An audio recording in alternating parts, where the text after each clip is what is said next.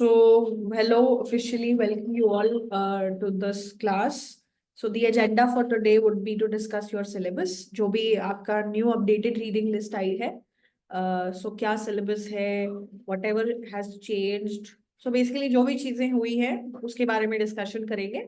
And starting में in the initial part we will start everything, we'll discuss everything from the perspective of BA honors, and then once we are done with that, then we'll do the same thing regarding the major or minor course. Okay, so it will kind of be a reference for both major and minor and for the honors as well. Okay, so because this is exactly the same course, but it's like the major and minor course is a subset of the course that you have as honors students. ठीक है, so start करते हैं. BA honours economics जिसके पास भी है, introductory macro economics जो हमारा course है, उसका हमारा क्या क्या सिलेबस रहेगा. ठीक है, okay. So this meeting was basically conducted on 24th of January, and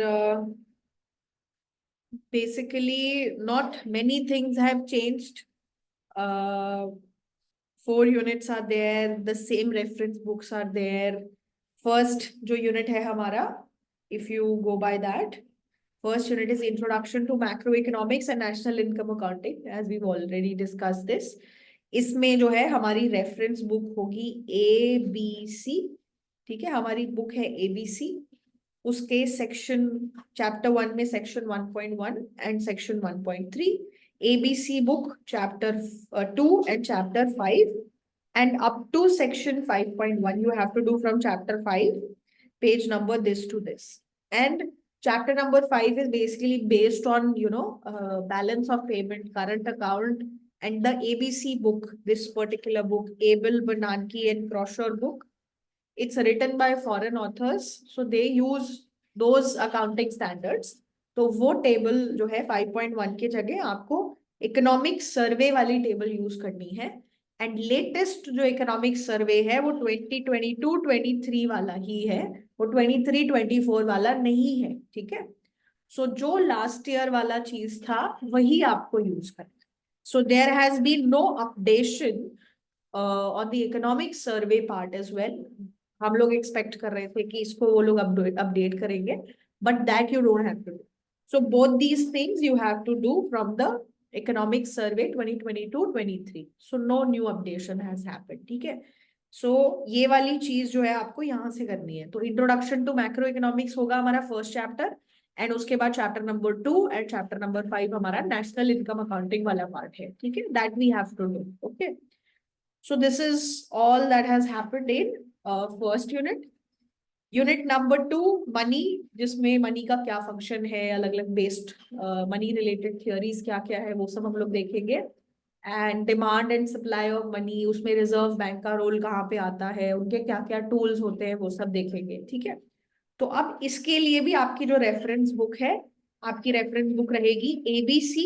उस ABC बुक में चैप्टर नंबर 7 में एक सेक्शन सेक्शन 7.1, ये बेसिक सा सेक्शन है जिसमें फंक्शंस ऑफ मनी क्या क्या होते हैं बेसिकली उसका छोटा सा डिस्कशन है, वो आपको करना है. देन योर बुक फ्रॉयन, आपकी जो बुक फ्रॉयन है, सो बेसिकली मेन बुक्स क्या क्या है, ABC, एबल, बनानकी एंड क्रॉशॉ 2011 ये बुक है.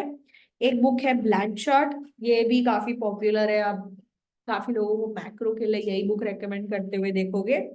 Then there is one book called Froyen, and then there is another book with name Dornbusch and Fisher. तो इनके पॉपुलरली जो नाम यूज होते हैं वो, इसका नाम है ABC, जो काफी कॉमन टर्मिनोलॉजी में जो यूज होता है.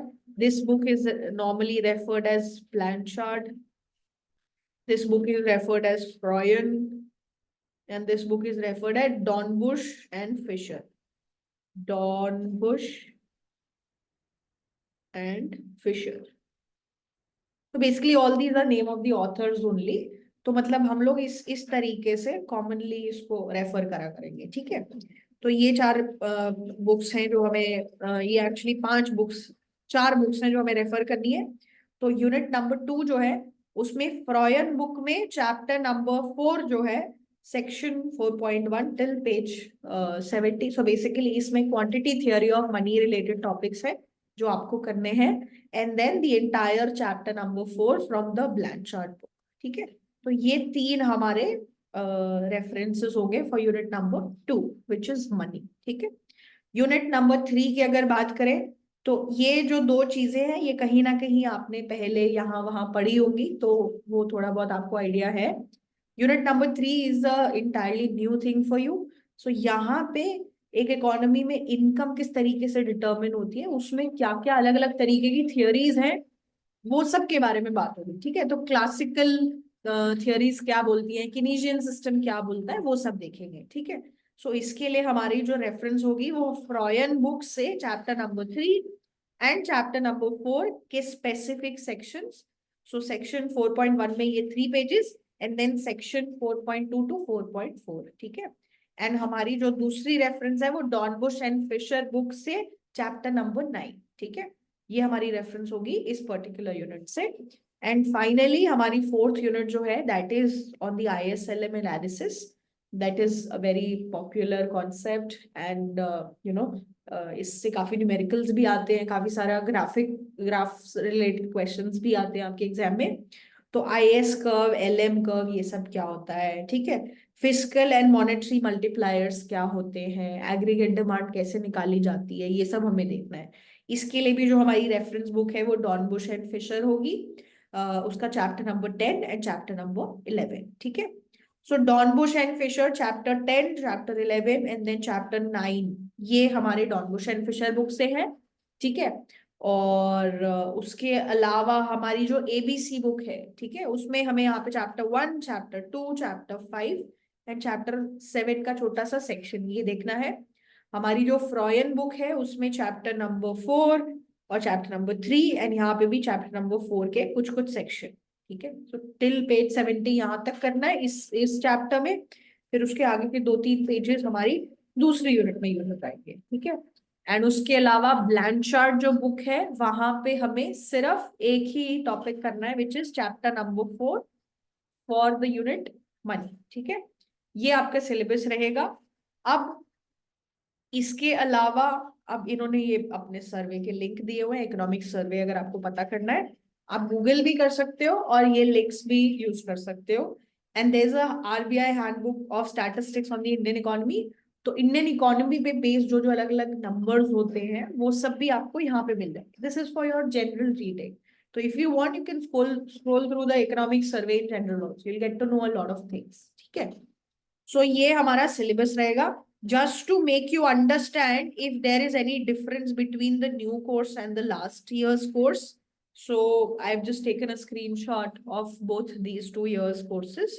तो 2023 की अगर मैं बात करूं और 2024 के सिलेबस की बात करूं तो there is no change at all, like nothing meaning nothing, मतलब 1% का भी चेंज नहीं है आपके कोर्स में। ठीक है, so you see, if you try to see, मतलब the only thing which we were expecting was कि इकोनॉमिक सर्वे तो कम से कम अपडेट हो जाएगा, बट वो भी नहीं हुआ है। ठीक है, ABC chapter 1, chapter 2, chapter 5, ABC chapter 1, chapter 2, chapter 5। ठीक है, सेक्शंस भी सेम है, टेबल 5.1 यूज करनी है, table 5.2, table 5.1, 5.2, and this part is optional again. Unit number 2 जो मनी है वो ABC, Froyen, Blanchard, this is also the same.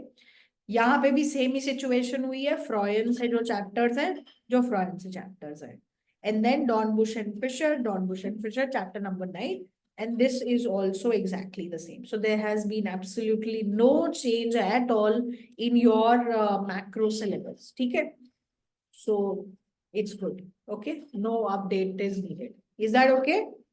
ये आपका 2023 का सिलेबस था एंड ये 2024 जो करंट सिलेबस है वो। Fine, is that okay? Yes ma'am. ठीक है, तो ये हो गया।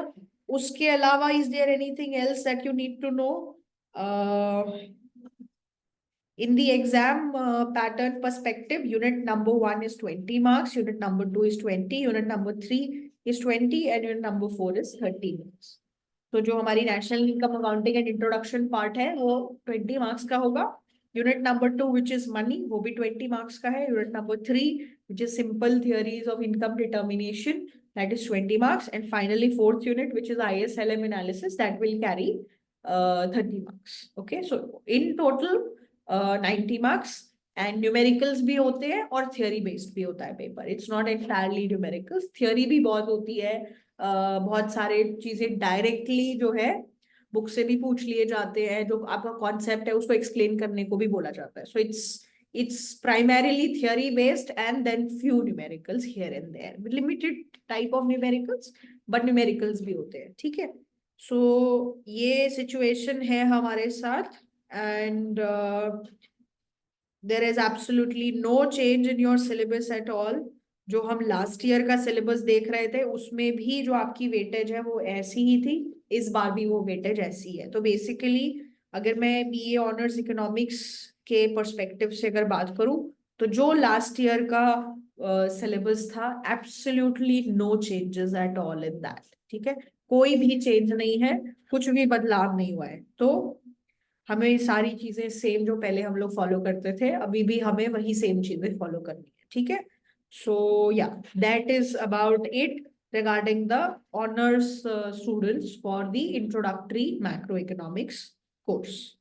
Is that all right? Yes, तो ma'am. कोई डाउट है, किसी को कुछ पूछना है तो पूछ लो.